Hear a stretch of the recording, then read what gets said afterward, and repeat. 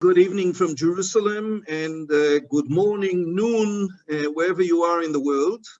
It's wonderful to be together again in large numbers for a great webinar with great people on a great topic. Our co-sponsors are represented in the attendees. We hold these webinars together with HUC-JIR, Rabbanim v'chazanim leman chofesh dat v'shivyon, rabbis and kenters for religious freedom and equality in Israel, J-Plan, the Jewish Pluralism Legal Action Network, and the American Association of Jewish Lawyers and Jurists. So it's wonderful to have these partners and to be able to provide nourishment for the soul, if not for the body, at these challenging times. Today, we are fortunate to have two great teachers, two great sources of inspiration and knowledge, who are going to share with us their thoughts, their respective perspectives, which are different, because the focus of their research and work is different on the synagogue and Jewish liturgy confronting COVID-19. We have Professor Larry Hoffman, who, if I need to think of anyone who does not need an introduction, it's Larry Hoffman. So there is probably no other name that's associated for decades now in the area of liturgy and the life of the synagogue. So having recently retired from Hebrew Union College, his work on liturgy, ritual, spirituality, theology, and synagogue leadership has been touching probably hundreds of thousands, if not more. Dalia Marx, Rabbi Professor Dalia Marx, is a friend, a colleague, and she is the Aaron Penkin Professor of Liturgy and Midrash at HUC in Jerusalem, the Taube family campus in Jerusalem. And you may have read the blurb about her, but there is one thing that I want to mention which is sort of relevant and sort of parallels Professor Hoffman's reputation, and his, as we say in Hebrew, shmo lech lefanav, his name and reputation precede him. But that's the interesting thing about Dalia Marx. So Rabbi Dick Hirsch is on the call. For many years, the leader, the head of the World Union for Progressive Judaism. And when Dick came to Israel and helped build and strengthen Reform Judaism in Israel, I recall that when he was occasionally interviewed, at the time, the interviewer would relate to him in the Hebrew media. The interviewer would relate to him as we know in Hebrew, rabbi is Rav. And the media had this nasty approach. They referred to an Orthodox rabbi as Rav, but when they interviewed Rabbi Dick Hirsch, they refer to him in Hebrew as Rabbi, to sort of indicate that this isn't mainstream, legitimate Judaism, this is something different. I'm telling you this story because Professor Dalia Marx, I think, represents symbolically, almost more than anything else, the long path that Reform Judaism and pluralism in general have traveled in Israel. Because if you live in Israel, you know that Dalia is in the media probably at least once a week and very often a few times a week. She's a sought-after participant in radio interviews, in television programs, in the printed media, talking about the holidays, talking about Jewish experience, talking about liturgy. So from a time when Reform Judaism was perceived as something alien, to now that it's seen and is accepted as an integral part of Israel's spiritual life, and there is a high demand for that, and of course her popular book, and so much more that she does. So between Larry Hoffman and Dalia Marx, we have a number of worlds represented, and certainly an indication of the richness of liberal Jewish liturgy as shared with and offered to the Jewish people, whether they are in the English-speaking world or in the Hebrew-speaking country. All right, longer introduction than I intended, and we'll go right away to the topic at hand. So, liturgy and the synagogue responding to the COVID-19 crisis, pandemic, challenge. And Dalia will open at Larry Hoffman's suggestion. Dalia will open speaking about the creation of new liturgies during the time of pandemic, new formats of prayer, exploring what is done in different denominations, in different countries, bold and innovative new ways, and she is really the expert to speak about that. Go ahead, Dalia. Now, one other word of introduction or formalities process, namely, the chat is available to you. Write your questions, comments in the chat. I will try to follow it. Dalia and Larry will go for about 15 minutes each in the first round. We'll probably have a second round after that. We'll see if we ask questions that you raise or not at that time. And if not, we'll do it after the second round. And we'll aim at ending somewhere between an hour and a half. Dalia, go ahead. Shalom lachem, good afternoon, good evening to the Israelis among you. This is a great honor for me to be on this call with two of my teachers, two of my great teachers, Larry Hoffman, who's definitely my mentor and my teacher from the beginning, and Uri Regev, who accepted me for the Israeli rabbinic program. I don't know if you remember it, but that's the truth. So this is a great honor for me. For the first time in my life, says Malki Rotner, in the time of the corona, I prayed 3 times a day in a minyan. Malki Rotner is a Haredi, young Haredi feminist or feminine activist. And she's saying that for the first time in this crisis time, she was allowed to pray not behind the mechitza, but with everyone else. So interestingly enough, in this time of confinement and all kinds of restrictions, very interesting things are being brought to the world. And we know that times of confinement and limitations and crisis are often times of great liturgical and worship and spiritual creativity within the Jewish people and outside the Jewish people. And I would like to explore some of these things now tonight with you. Let me upload this matzeget, this PowerPoint. So first of all, you see this beautiful picture reproduced by my colleague, Rabbi Oded Mazor. You see the high priest is standing there, but on his choshen are not the 12 stones, but the pictures of the Israelites as they appear on Zoom. So I think this is a nice thing. When we talk about what happened during this time of the pandemic, I think, and I will begin with the last line, with the bottom line of what I want to say. I think we're experiencing something that we don't know yet how to respond to, but it's nothing less than tectonic changes in everything that we experience, and liturgy and worship is not an exception for that. So sometimes we see some unfortunate responses like this one. This note was hanged on the Kotel, on the Western Wall in Jerusalem during the 9th of Av.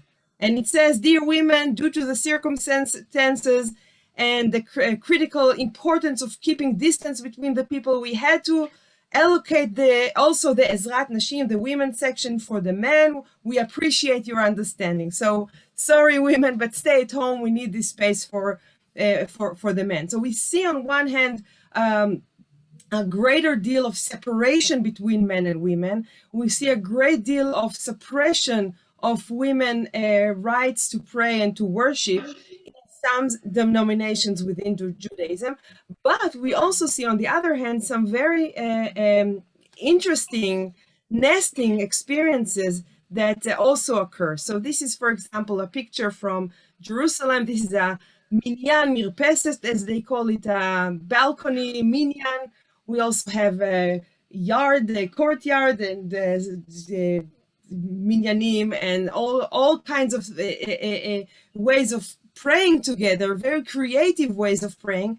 And I would suggest that these women, that all of a sudden don't need to stand behind the mechitza, because everybody is mechitzaing from each other, but you are in your capsule, you're with your family, you're able to hug your child as he reads, as he sings Shir HaKavod or what have you.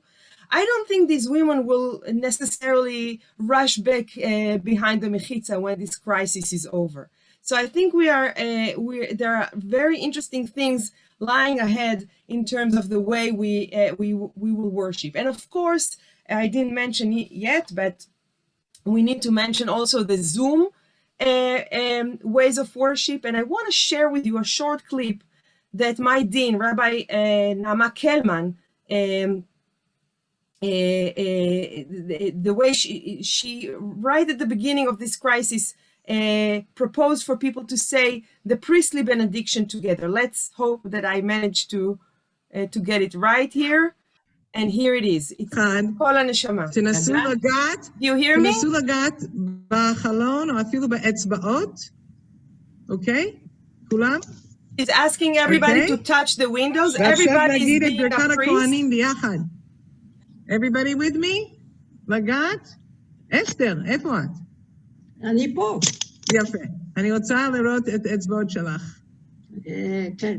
לברכת הכהנים והכהנות. ביחד. יפה.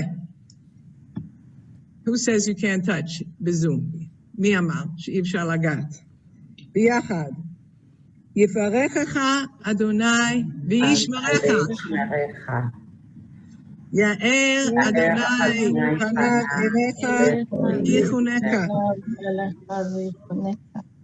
יישא אדוני פניו אליך וישם לך שלום.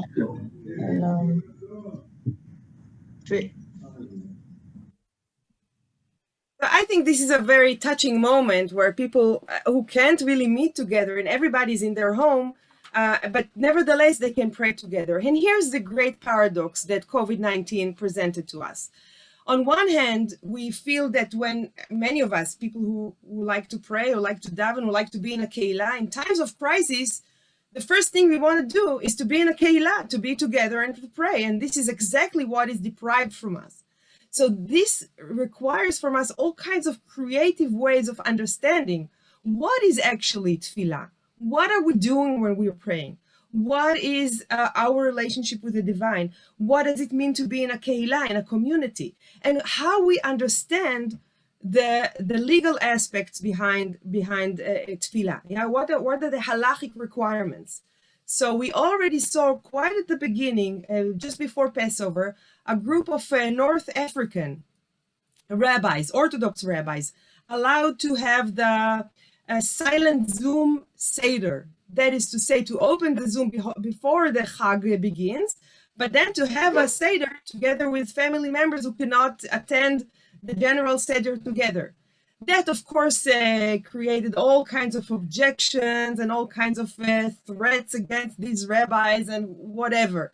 But something happened in this world. Yeah, nafal davar ba'olam. Something really important and crucial happened, that even people who consider themselves fully halachic Jews allow other Jews to use the internet, to use Zoom during the Chag. And I don't know if there's a way back from that. Now we have to see how we do things. Since the COVID-19 crisis began, I joined a minyan called Anan Kvodecha, the cloud of your glory. And we pray 3 times a day together. This is the people who began it are Orthodox, but now it's very multi-denominational. It's post-denominational, if you will. And again, all of a sudden, women started to say Kaddish if they had to say Kaddish. And all of a sudden, we start counting women in a minyan. And all of a sudden, women start to be prayer leaders. And this is a strictly Orthodox situation. What I'm trying to say is this limiting time created all kinds of new experiences. Some of them are not very positive, I must admit. So you can see, for example, this little note in Aramaic of all languages, so the police cannot hear it, cannot read it. And it was hung in a neighborhood here in Jerusalem. And it says, those who want to pray in a synagogue, you have to go around the building and go up these stairs and open this door in order to enter the synagogue. Yeah. So we hear a lot of things, a lot of, I would say, discouraging phenomena from ultra-Orthodox people who gathered anyway and held big weddings and big funerals and what have you, and risked everybody around them. And there's a great amount of criticism against it. Me too. I also think it's terrible, but I can understand the need of these people to be together and to pray, because when something is so intensely difficult, what do you do? This is what you want to do. You want to pray. You want to pray. You want to be together. I just want to tell you very briefly about my Rosh Hashanah experience. Instead of so every week we have to change. I think you know it. We can pray outside. We cannot pray inside. There are only 10 people are allowed. Only 20 people are allowed. So we had 3 different groups for Rosh Hashanah, and all of a sudden, everyone had to be part of it, because you need 3 gabbis, and you need many Torah readers, and you need many prayer leaders, and you need. So everybody, all of a sudden, everybody takes part. You're not an observer. You're not just attending. You are participating. It requires from everybody to participate. And the children of the community went from house to house, visiting the elderly and the people who are high risk and didn't want to come to synagogue, and blew the shofar for them in order not to have anybody left out from this experience. I think I will return please define mechitza. I'm so sorry. Mechitza is a partition between the main part of the synagogue, where traditionally only men are praying, and the women's gallery. Yeah, so the mechitza can be very symbolic, can be just a little curtain, a transparent curtain, but it can be something that it really disables people to see each other. And this is what you often see in Jerusalem, where either the women are in a different, they are sitting above, or they're sitting behind a very strict mechitza that they cannot see. They cannot be part of the synagogue life, of everything that's happening in the synagogue. And I believe that a lot of people will rethink the mechitza, as well as they will rethink a lot of things that have to do with the way we worship, the way we imagine or envision what is a community, what is our relationship with the divine, due to the situation of COVID-19. I think I will return maybe we can move to Larry now. What I would like to show you in the next part is some of the great dozens and dozens and dozens of prayers that were composed especially for the situation, and maybe we can deal with some of them. All right, Larry. How is the synagogue going to survive the challenge? Is it a new challenge, or are the roots of the difficulties traced back before we ever heard of COVID? And are there any analogies to what we in the synagogue world are facing today? Thank you very much, Uri, and thank you indeed for arranging this all together. It's a real pleasure to be with you, and it's a special pleasure to do it with Dalia Marx. You were together were too complimentary to myself, but I do think you were correct in describing Dalia's significance. She is the best of the best, and she is certainly a great liturgist, in my opinion, for the next generation. So I'm thrilled to be with you both and with all the people on the screen too, many of whom I recognize, including my teachers. I see, for example, Michael Meyer, to whom I owe so very, very much, and who I'll mention actually later on.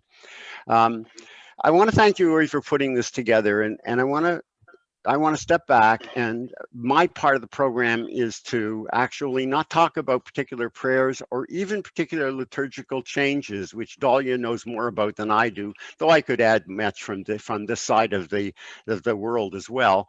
But I want to talk about the things that I want to not lose the forest for the trees. I want to give a larger picture of what I think this moment means to the Jewish people particularly, and to synagogues obviously as well. So I will not be talking about particular worship practices, but I'll be talking about something much larger that I think we should be keeping an eye on and watching. First of all, let's just know what we're doing now. This is an example of a dialogue that wouldn't have been possible before between Israel and the diaspora, and not just North America, but the diaspora bichlal. I mean, here we are, Jews all over, easily on the screen, and bravo, we need more of this. The most important observation, I think, is that this worldwide plague has shown us all over the world that we human beings, all of humanity, that we are all connected one to another as never before. We knew that in theory, but now we're aware of it. We see how many people are sick and dying in Israel, in China, in England, South America, here. And we know that we are all human beings of God and connected to one another. What goes, however, for the world at large, goes in particular for the Jewish people. And really, that's my first point. We have known in theory, of course, that Jews everywhere have a common history and that we're part of one another's destiny. We have, in fact, this usual image, I've heard it many times, so have you all, of Jewish people who had as an ellipse with two centers, Israel in one and the diaspora in another, and we have a relationship back and forth, and we are both centers that we all know about. But the diaspora Jews have often here in the United States thought, oh, well, we're the diaspora. Maybe we will grandfather in Canada. Okay. But we've had little appreciation, I think, of diaspora and Jewish communities elsewhere. And now, all of a sudden, that's not the case. All of a sudden, because of COVID and Zoom, it's not just theory that we're a Jewish people, it's really practice. And it's not just theory that there are Jews in various diasporas. We see them all the time. They become as close to us as our neighbors next door. We can't go out and visit them in the street, and I can't go out and visit my friendly rabbi in London, England in the street either, but we can be seeing each other next to one another in Zoom. Just think of how important this moment is, therefore. I'll give you a few examples. I did a Slichot program this year for progressive Jews throughout Canada. Well, okay, that in itself is something, because I did my New York home. But 14 hours before that, I did a program for Jews in Australia. That could never have happened before. Similarly, I've advised congregations on the High Holy Day worship in England, and even a congregation in Spain. A congregation here with, let's say, 1,000 people on an average annual Kol Nidre night now tells me getting maybe 3,000. A Friday night Kabbalat Shabbat that used to attract 50, maybe, now gets 200, and from all over the globe. My point is that American synagogues now see that we have expanded our virtual congregations throughout the world. I was at a baby naming yesterday, by Zoom, of course. Yesterday, there were about 150 people in attendance from Israel, from Germany, from England. I recognize some people here and there, but where else were they from? I have no idea. But there we were, all one people on one screen. Never before has that been so clear to us. And in addition, there's a most interesting makeup of the people who are joining these services and expanding our congregations here, at least in the United States. And that is, not all the people are Jewish. Now, we've known for a long time that there's been a spiritual thirst here in North America. Some decades ago, the people searching were called seekers. What has not received enough attention is that many of those seekers, including those who are not Jewish, have been interested in the Jewish way. In the 1960s, some people here will remember that everybody was interested in Eastern religions. The newest thing was to go and find Buddhism somewhere and then bring it back here. And the largest spiritual growth were Jews who were also Buddhists. I'm not saying that Judaism is the new Buddhism, but I am saying that we have an ongoing repetition of an annual or semi-annual study by sociologists, and it's called the temperature gauge. It measures the attitudes that people have to various religions that are not their own. So people are asked, exclude your own religion and measure how warmly you feel towards these other ones. So how I as a Jew feel toward Islam or toward Lutherans or Baptists or Catholics and so on and so on. Or how a Catholic, say, feels about Baptists and Lutherans and Buddhists and Jews, but not themselves.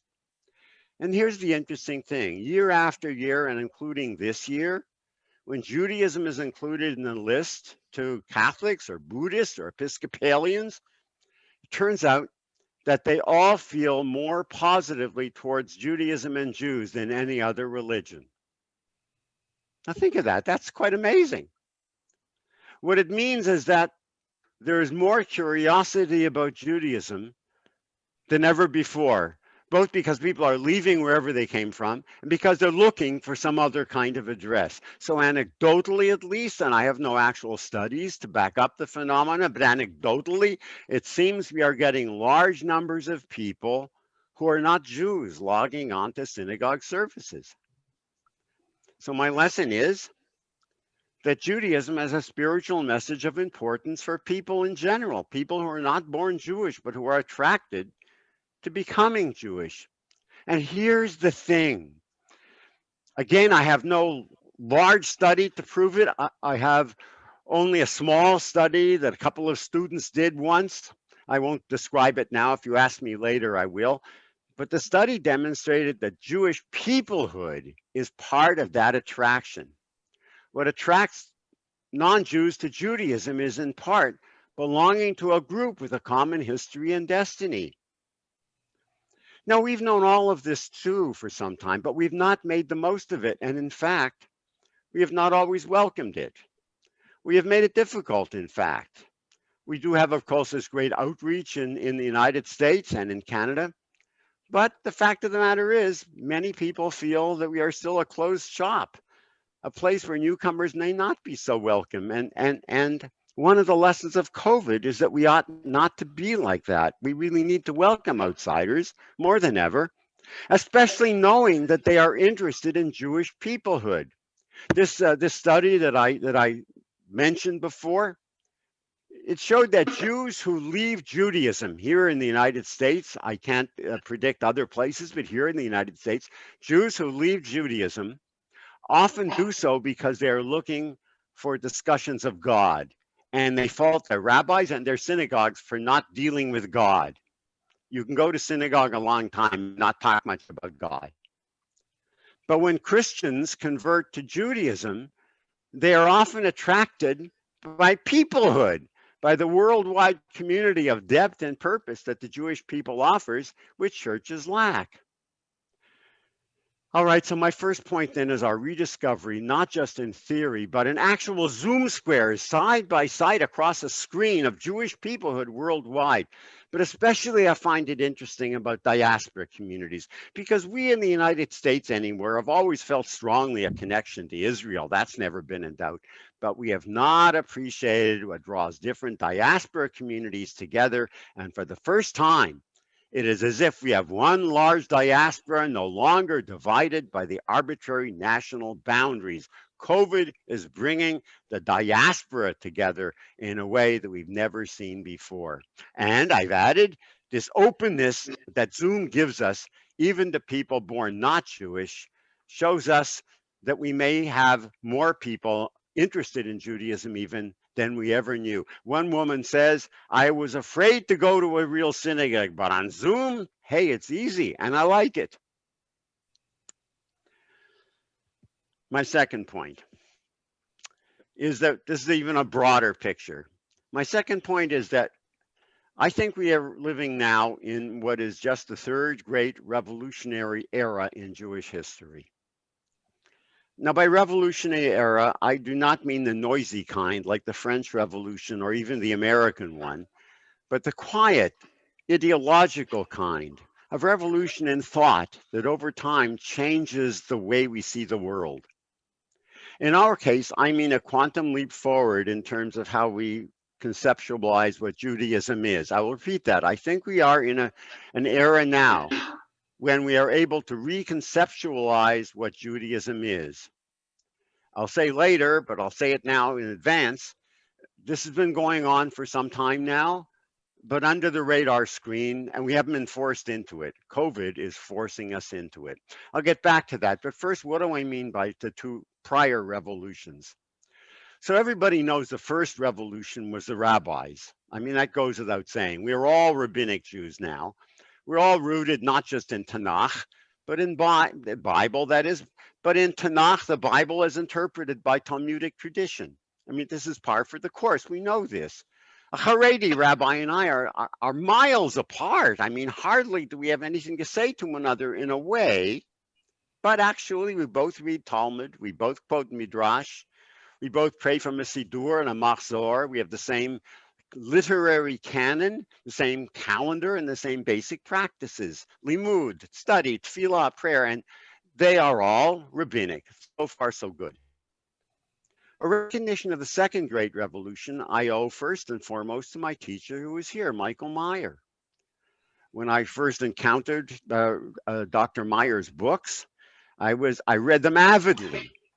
And he showed us that the second revolution came with modernity, that hit Jews only when Napoleon brought French revolutionary consciousness to the Western world especially, and freed us from our ghettos. So it saturated Jewish consciousness in the 19th century. The first revolution then gave us our canon of rabbinic literature and practice. The second one added the ability of Jews to remain Jews and be modern at the same time. Added then faith and science, and 17th century science, and an 18th century enlightenment. And it showed us that we could have a new kind of Judaism. All modern Judaisms came into being then. In the West, we got religious Judaism. So we get denominations, Reform, Conservative, Masorti, whatever. In the East, we got Zionism, nationalistic Judaism, Judaism as a nation state. The first gave us the diasporan religion of religion, the West, that is. And in the East, we got Judaism of the state, which is a language, a culture. In passing, I say the Haredim and I share the first revolution. What we don't share is the second. That's what makes us different. But I share the second with all other Jews but them, whether religious or secular. The problem is that was the 19th century and we are in the 21st. And my point is that for some time now, both of these, classical religion on one hand that came in the West and classical Zionism on the other that came in the East, they've been in trouble. And we just have not been able to face up to that reality. It's easy for us in charge, I speak as a rabbi, for us in charge to just keep doing the same old thing. And so fewer and fewer people come, but we just notice the people who we know. They're our regulars. They tell us we loved your sermon. They come no matter what. They all know the tefillot. They all come to services. But the truth of the matter is we are in trouble. I can't speak for whether Jews in Israel are, how they are redefining Zionism and how all of that is playing out. I leave that to people who know far more than I. But I can say from here that many of us have begun talking about we need a new way to conceptualize what our religious Judaism is. We need to be thinking differently about it because the truth of the matter is back in the 1990s, it was very clear that we weren't changing quickly enough. That was what Synagogue 2000 was all about that I co-founded at the time. And as we've gone on, it's simply clear that we have aging congregations, that fewer and fewer people who are older and older are coming less and less. And this is part of an American trend. It's a trend actually that began in Europe and was noticed first by sociologists in England who predicted that it would happen in America. And we said, oh, America is an anomaly. But the fact is, it is now part of the American trend too. Progressive religion is in trouble. And even evangelical religion is starting to show signs of wearing thin. Even the evangelicals who thought, well, they're different. But even they who have power, they who are allied to the government, even they, the second generation is not joining with the same rapidity as the first generation. And so religion in general, as we have conceived it so far, has been in trouble in Europe and now America. That is what was predicted by people, and indeed it is happening. The question is there a future for progressive religion also, altogether? As one sociologist said, this decline worldwide, and he was talking about America actually, he said to miss the slow but steady decline here is the same as missing climate change. You can ignore it, but only for so long. So I want to say it's time to deal with it, and I can't go into detail now because that's maybe too complicated for this, but I will say that there is a future, a great future, because we're in a revolutionary period. When you're in a revolutionary period, it's betwixt and between. You know you're leaving what you had behind, but you don't know what's going to come. The same thing happened, of course, in the 19th century with the Second Revolution. It looked as if there was no future, but there was, because bold people decided to reconceptualize things. And we are beginning to do that reconceptualization. So I can talk a little more about it later on if you want. But for now, let me just say that what COVID has done, it has done more than just change our tefillot, our liturgy, our worship. Worship, liturgy, ritual, these are the greatest symbol of who we are. It's klapei chutz, it's the way we give our face to the world and to ourselves. And we look in a mirror because we see ourselves praying when we do it. And so when you see that worship is changing, then you know that in fact the religious community that does that worship is changing. And I'm enormously excited, therefore, about what COVID has forced us into, a recognition of the possibilities that lie in our future as a redefine for our time what religion is, just the way the 19th century redefined it for their time. And part of what that is a dialogue across the world such as we're having now. Thank you, Larry. Whoa. You have certainly, I think, given most of us a new perspective on the dvash and the oketz. The oketz seems to have, the sting seems to have quite a bit of honey to offer. So thank you. And back to Dalia. Dalia, in the meantime, we received a number of questions. Some of them, I think, are directly addressed at what you are going to do now. Rabbi Don Splansky is asking, are you bothered by all the growth of prayers of petition, healing services, etc., whereas most traditional prayers are of praise and thanks? And another question had to do with how does Orthodoxy deal with the need to take advantage of these electronic avenues such as Zoom? You alluded to it briefly with the Seder, but can you say anything more about how Orthodoxy handles this? So I think Greenberg Blue Greenbergs used to say, when there's a rabbinic will, there's a halachic way. So I'm sure that when the need will arise, then the solutions will be found, also in terms of the Zoom. And I think a lot of the things can be done. I mean, I am not in the technology world, but I know about the silent wave of Zoom. You can keep it open throughout the Shabbat, and then it starts when the service starts. You can join it. So there are all kinds of solutions. It all depends on the will and the desire of this to happen, and this is part of it. Regarding your first question, I think one of the things we see is that we ascribe new meaning to old prayers. When we say in the Hashkivenu blessing, the blessing that we say, the last blessing of the Shema liturgy, that we ask God to protect us dever, from plague. We used to say it day in, day out, maybe not so much in the Reform liturgy because it's often omitted. But now when we talk about plague, we have a new understanding of it. And I'm not one of the people who say that COVID-19 was a great present we got. I don't think it's a great present. A lot of people are suffering. A lot of people are losing dear ones. I'm moichel toives, I would give it up if I could. But now that it's here, I think great things can come out of it. I don't know exactly what, because we are in the middle of the process, but we are here to wait and see. It makes me think what Larry was saying, made me think about one of the commercial of El Al company, the Israeli, how do you call it? Flight line? The airline of Israel, El Al? Yeah, the airline, that it's all about lihiyot babayit ba'olam, to be at home in the world.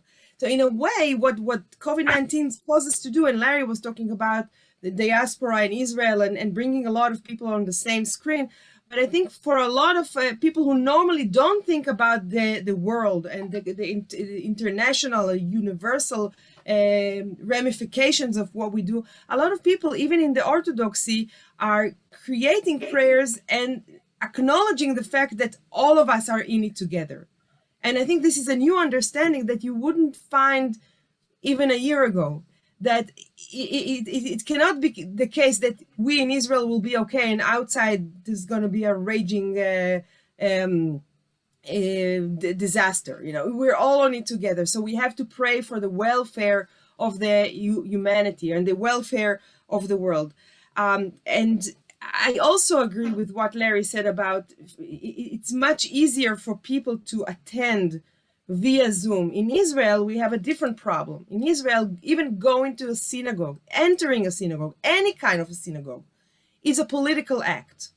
Yeah, because of the religious coercions, because of all kinds of things Uri is helping so much to struggle against. But entering a synagogue is something that is difficult. I see some people here from the community where I pray, and as much as I do, that on Yom Kippur there are so many people who circle the synagogue from outside, but they can't really bring themselves to make the step inside.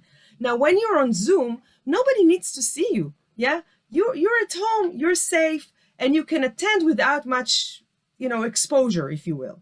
So I know that my colleagues from Beit Daniel, our synagogue in Tel Aviv, they say that they had about 15,000 people attending their high holiday services. This is an unbelievable amount of people. It's just unprecedented, unthinkable a year ago that 15,000 people would attend the high holiday services. So on one hand, you can be very secure and distant yourself and just keep your name or even not that on the screen. But on the other hand, you share more than you would share otherwise, because you see where I'm sitting here, and you see my bookcase, you see the mess that I have on my desk.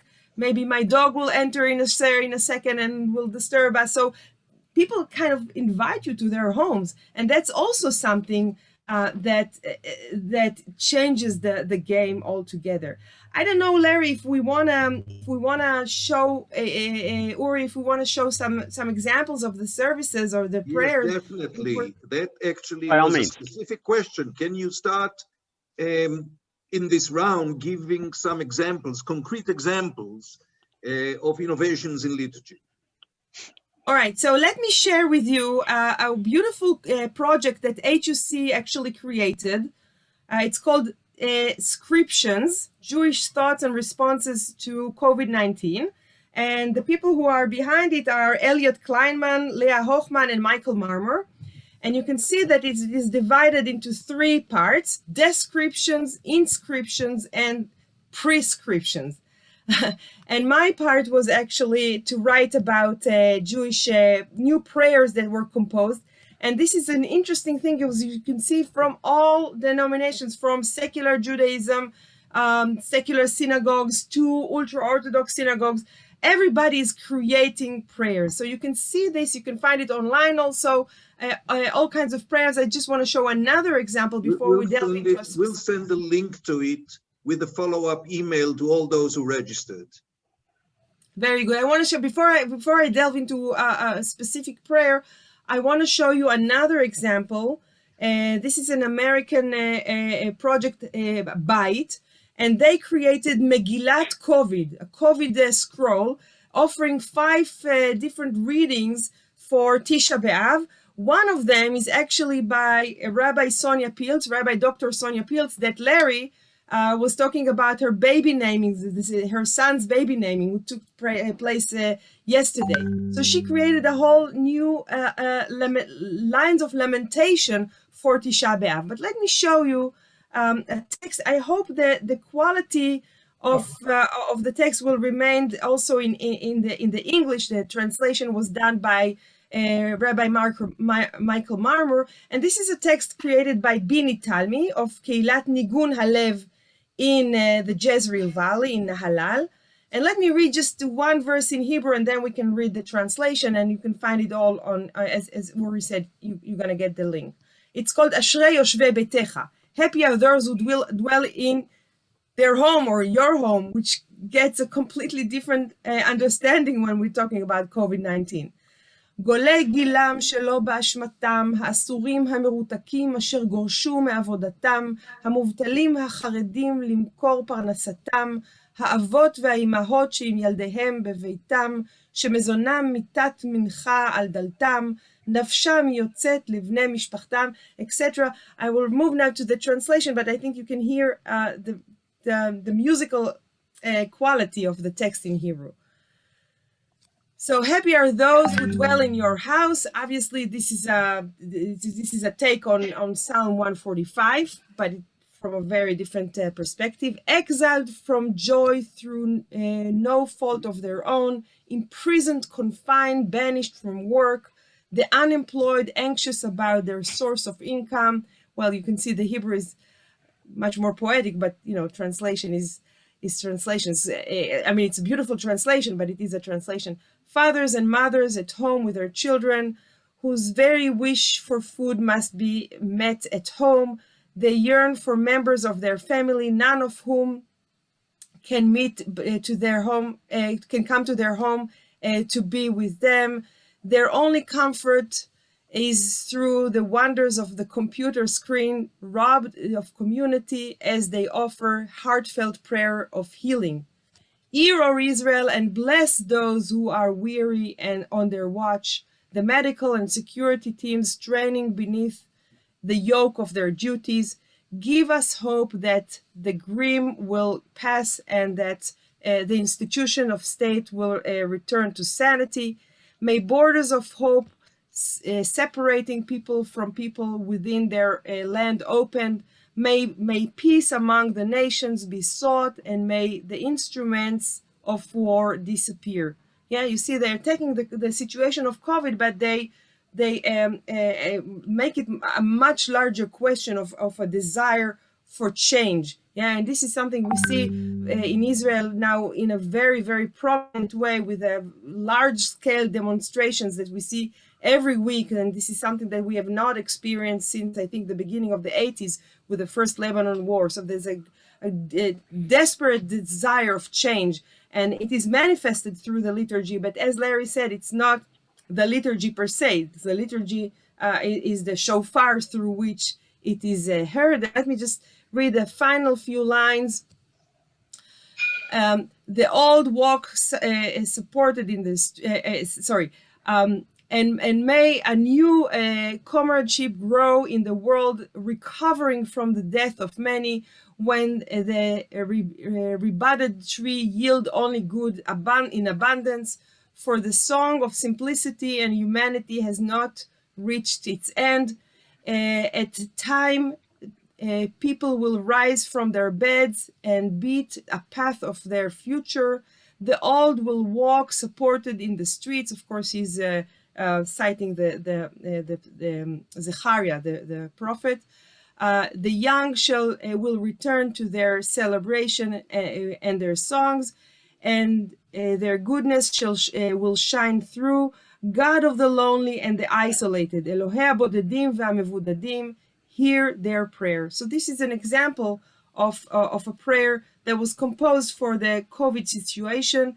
I will read you another one. This is a very simple text that was created by Rabbi Valerie Cohen. This is a blessing, really blessing in a simple and constrained form of the formula of blessing for the putting on of the mask. Baruch atah, etc. Yes, asher kidshanu b'mitzvotav v'tzivanu al shmirat hanefesh. Blessed are you, eternal, our God, sovereign of the universe, or of the world, who sanctified us with commandments and commanded us to protect life. So you can see that there are a myriad of many different ways of relating to prayer and prayers in this time.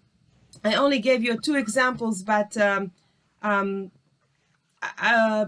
don't know. Do we want to see another one, or maybe we can move to Larry? A different category, or so one of the categories that we often see is the Misha Berach, right? The Misha Berach.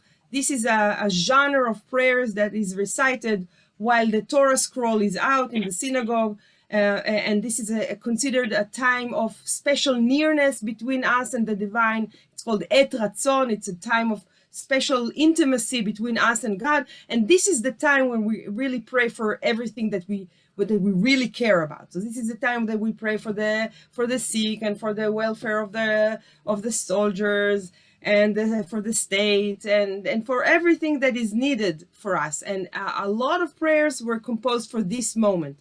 Now, interestingly enough, you cannot have a Torah service when you pray from home. In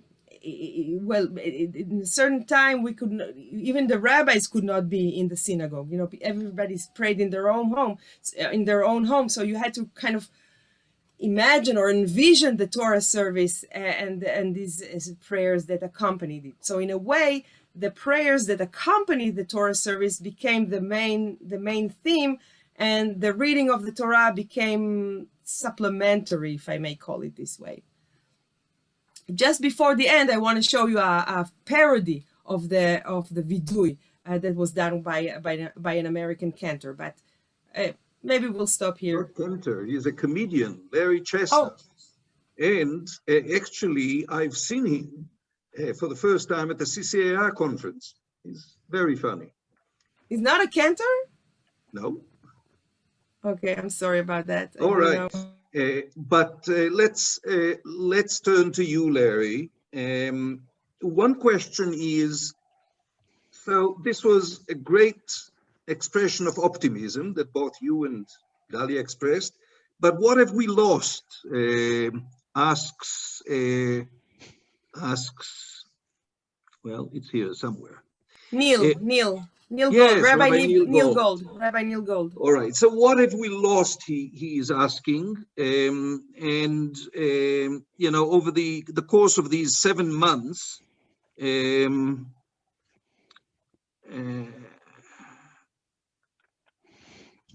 what we've lost. Well, you want me to ask it, Ori? What I wrote? Go ahead, Dean. Ask the question. I mean, what I asked Rabbatai is, I do appreciate the great optimism that both of you bring. Larry, you always inspire me with your optimism. Can you point to some of the things that we either have lost or that we're in danger of losing if we're not careful at this time when all these changes are happening in our synagogue communities, in our prayer communities? So I will answer that, and I also want to return to some Dalia's point as well. The answer, and simply put, is first of all, we don't know the sum total of what we've lost because we're still in the midst of it. You don't lose it until you see what doesn't come back. But what we miss, it would be a better way of putting it, and what we obviously miss is person with one can replace actual physical presence of one person. I mean, there's a big question in the Christian circles right now about whether, I mean, Christian liturgy has to do with with what we call the Mass or the Eucharist. There are many ways of putting it, in which they share, you know, the wafer and the wine as the body and blood of Christ. And there's a big question about whether they can even do that when they're not in public, not together. Can you do that on Zoom? And many of the churches have said, no, can't do it, because they're afraid that people just won't come back. I was on a webinar in which that became part of the conversation. And I said, well, we don't have that problem. And one of the reasons we don't have that problem is that we already know that sacred things happen outside the synagogue. They happen in our homes. I'm going to return to that in a moment. Judaism has always kept this dual focus, both the home and the synagogue. We never became a world religion like Christianity, and so we never replaced the Romans, and so we never had the grand churches and the public liturgy, but they lost the home as part of that, and we always retained the home. So we know that we have another locus, which is the home. Now, when we had the synagogue, the home, kind of in liberal circles anyway, was kind of lost. We expected people to show up at the synagogue and do all of their stuff. We've now rediscovered the power of the home. I'll return to that in a moment. No, but we miss being together. I grant you that. There's nothing like it. Everyone wants to know, will people return? I think for sure they'll return. I've no doubt about that. But let's talk about who was there and who will return. In most synagogues, the community that we call our congregation was made up of a small number of people who I will call the regulars. They came to everything. No matter what you did, they came. They loved your sermon even if you didn't give it. They just loved anything that happened. And they were the first ones to tell you, you were a great rabbi, terrific cantor. Oh, I love it here. If you ask them, if you're consulting to a synagogue, as I do all the time, and you people, what's the from every others, the regulars say, a Hamish congregation. We're warm and welcoming, not like the people across the street, but of course, across the street said the same thing. So they were both right, because for the regulars, it is that, and they can't wait to get back and do exactly the same thing, because that's what they're used to. But there are always 90% of the congregation, 85% maybe, who are not those regulars. They never felt at home like that. They did not come before, and they will not come again, except for special purposes. Here is our opportunity now to engage all of those 85% others, because on a Zoom screen, they're the same. And I'm hoping that when we return, I know that we'll have a community. I'm hoping that we'll have a larger community. And I expect we will also have a Zoom community. I think we will end up having both. And when we conceptualize our congregation as not just the few who are our regulars, but as everybody, including other people. We just don't know how it's all going to fit together yet. What have we lost? We've lost being together. I can't come over and give you a hug or shake your hand or pat you on the back. That will happen again. I'm not worried about it. I want to return to the notion of the home, however, and of technology. Even as Dalia was describing the changes, she was also using the new technology to show us the changes. None of this would be possible were not for what we can do now technologically. And I've always felt that liturgy depends on technology. I call it technological competence, which empowers sociological competence. We can do different things depending on what the technology allows us to do. In antiquity, when we had only orality, there still wasn't any print, there still wasn't widespread literacy and the ability to write books or write anything for most people. So everything depended upon the local shliach tzibur, we know. Tefillah varied from place to place and even dated time, Shabbat to Shabbat, because the shliach tzibur didn't remember what he'd done last week and would do it differently this week. It's more like jazz, be different each time, you know. When we started writing it down, all of a sudden that created changes. Allah had to come into being to tell you all what you could, and then you could write down the emotions and into the book. And now you had a complicated service with all kinds of rules. And when finally print became, you had printing for the masses, you know, with the Gutenberg revolution. When that happened, new things happened. Kabbalah would never have been so successful, except they got lucky. they came out with all of their theories when printing was going on. And so all of a sudden it went across Europe. And now, because there's a written book, you could now have Kabbalah counting the words and figuring out and telling you, they can't change this, can't change that. So our Judaism changes with technology. The 19th century gave us printing presses, the steam printing press, and cheap. So now every progressive rabbi worth his salt book. It was cheap and easy to do. Now we are in an era which had begun some time ago, in which we have computers, and computerization was already changing the nature of tefillah. It's just that you had to master it, and so it was really very hard to do. So here's what I think we're going to see. We're going to see that this technology we're on now is just the beginning. I don't know what Zoom will look like when it's Zoom 2 and Zoom 3 and Zoom 4. But there will be a 2 and a 3 and a 4. And within a few years, who knows what will be possible? There are already new technologies that I don't master. I'm lucky I can even stay on this. But I have a colleague who now has mastered a new technology. When he does his services, he can actually write things on the screen at the same time he's talking. And you can see a picture over here and you can see what's going on and it's singing. And he's writing on the screen. One congregation did high holiday services with an artist in the background. And as the services were going, the artist was portraying the prayers. And by the end of Yom Kippur or Rosh Hashanah, you had this massive kind of artwork that was a visual of the prayers in question. So what you have now is new technology that's going to allow new kinds of prayer that we can't even imagine what it is. And it'll be for people in the congregation in person, and there will be for people who are watching from afar, however the technology allows us. But I do not want to lose sight of the home. This is where I began. We are rediscovering the power of the Jewish family at home, because now I can have Shabbat dinner with my son, who's in a different home, and with my wife's, my stepdaughters, who are in 2 separate homes in Canada, and every Shabbat we're on together. That's happening all over the place. So I think even as the synagogue will come back and be different, I think also the power of ritual in Jewish homes will become more important and will be things that people are attracted to. Well, in one of the early webinars we had, Elliot Dorff spoke, and you are connecting to what he said as one of the great benefits. He says, you know, one of his sons and now grandchildren live in the East Coast.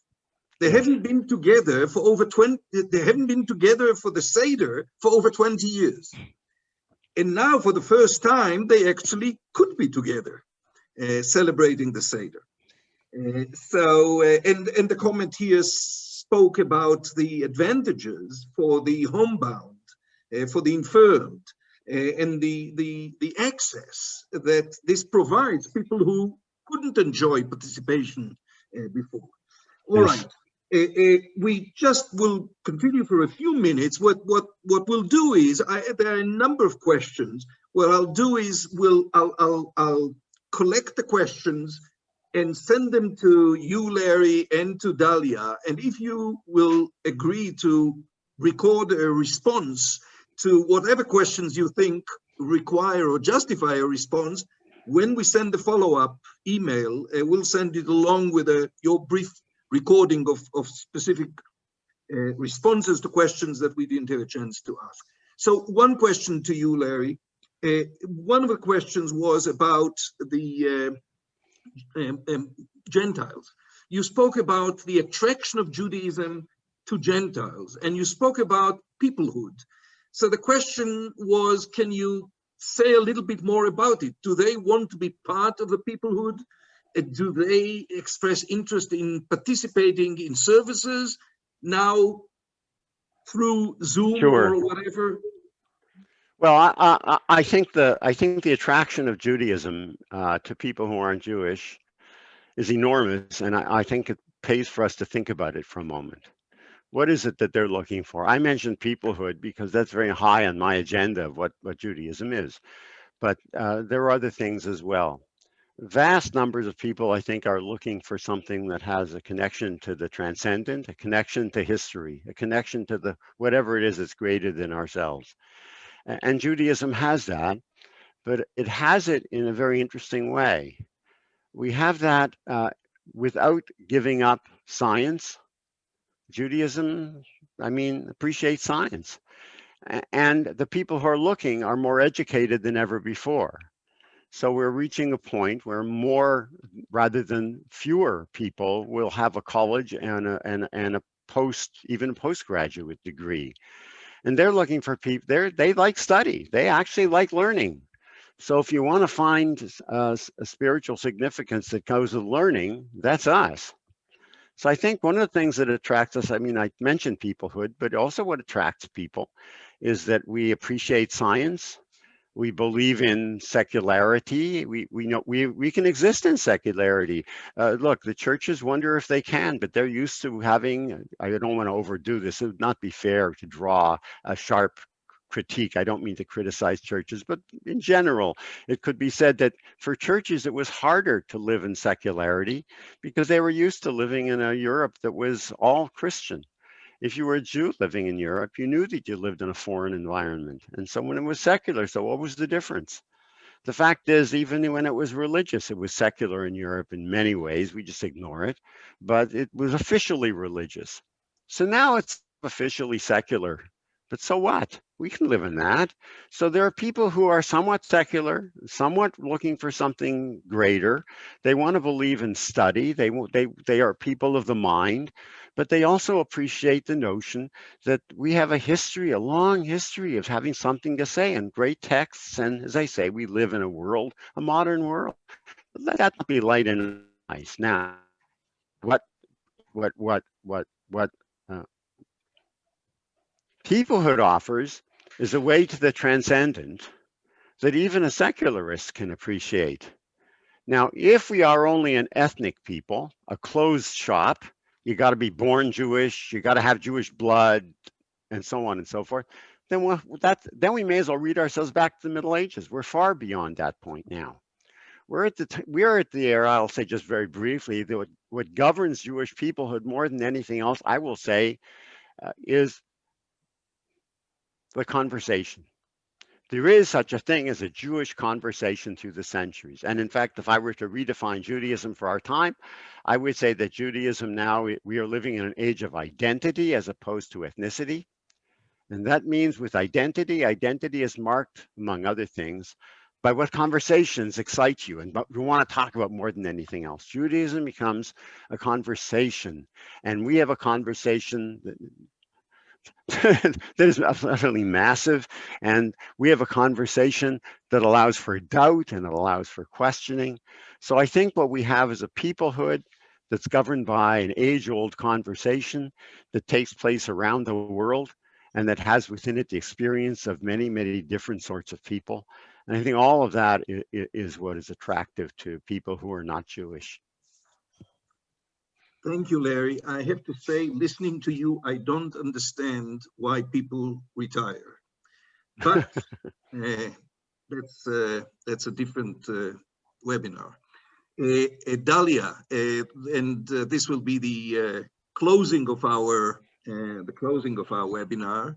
You'll end it with a light notes, George Chestnut. But before, Rabbi Larry Englander is asking, how, in your opinion, might Zoom services change our liturgy even when we return to the synagogue? For example, how much of our services invite prayer and how much of it is a concert or a recitation from the bima downward? How can we preserve the matbea tefillah yet present in a new participatory way? Wow, I think it's a great question, but I think it works both ways. On one hand, when you have a Zoom service, it's not very easy to participate, to actively participate, because the cacophony, it's terrible. But on the other hand, it really requires each one of us to really look inside and search, what does it mean for me to pray? It is much more demanding on one hand than really just going to the synagogue and sitting there. But I would say that I don't want to be a prophet because I don't know exactly what will happen, but I'm sure that I think we're going through tectonic changes in the way we worship, in the way we understand everything. But I think I just want to go back to one of the points, one of the questions on the chat here. I think it has to do with two things. It has to do with commitment and it has to do with responsibility. One of the things that we'll have to think about better than we did in the past is what is our responsibility for something so terrible to happen to the world? Yeah, what in our way of life is causing such terrible things, and how can we repent for it? Yeah, so it will require from us to do some vidui, some confession, and to look within us for answers. And I think the liturgy is a great tool, a great platform for carrying this conversation. By the way, what Larry said about Judaism can happen in the home, yes, but some things do require minyan. And there were a great conversation about, can you say Kaddish on Zoom? Well, in most congregations I know, yes, you can. But can you do the Kedusha? Yeah? The sanctification of God's name, that we do it during the Amidah, do we do it or not do it during the Zoom services? This is not a very clear-cut answer. So I don't know. It's interesting. Just I want to share with you that as we speak now, mamash, in these moments, the new Israeli Reform Siddur is being printed, Tfilat Adam, and I'm the co-editor of it with Rabbi Alona Lisitsa. There's been a great exposure of the Siddur, more than we could even dream about, because of the Zoom situation. I want to close up with a prayer that one of my colleagues, one of my very dear colleagues who is a great liturgist, Oded Mazor, wrote, and you can see the picture, and the picture speaks for itself. We all know the rhyme, and he wrote it just before Rosh Hashanah, and it's in Hebrew and in English. And let me read the English to us, although the Hebrew I think is nicer. May it be your will, Yah, our God and God of our fathers and mothers, that we renew our strength over the coming year. May it be a good one. So we will be able to find the capacity to repair, improve, and better our surroundings and ourselves. May we see that even hardship can offer a chance of growth, even a lack and opportunity to give. May we feel the bitterness and not deny it. Yet may we also hope and act to sweeten the harsh judgment, our pain, our world. May we find in every moment what it has to offer for good. And ויורהו אדוני וישלך אל המים וימתקו המים. And God showed him a tree, and he cast it, yes, Moses, yes, into the waters, and the waters were made sweet. There God made a statute and ordinance for them, and there God tested them. And we are in a time of a big test here. So I think maybe, Uri, you want to conclude with...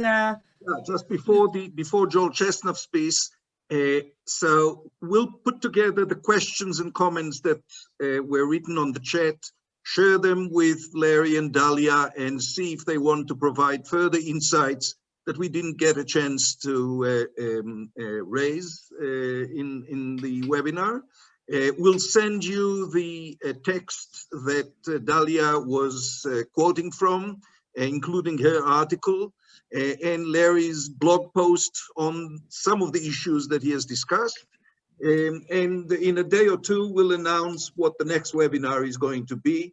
And we hope to see as many of you as possible. And probably, if you are interested, do yourselves, us and your friends a favor, share it with others, and encourage them to join as well.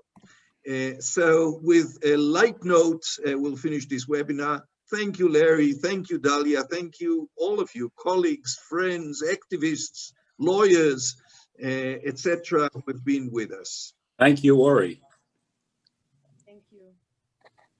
Oi, oi, oi, oi, oi, oi, oi, oi, oi, oi, Abchinu, Barachnu. דחינו דמי אבטלנו, השתעלנו והשארנו, וייפינו זומנו בשינה. איי איי איי איי איי איי איי איי אוי אוי אוי, חולנו טלוויזנו, ידינו טמנו, כפכפינו, קלבנו, לכלכנו, מסכנו. איי איי איי איי איי איי איי איי אוי אוי אוי, נטפליקסנו, שחיתנו, עלינו, פיורלנו, צ'טטינו, צעדנו, קוורנטינו, ררתרנו, שיקרנו, תחתונימנו.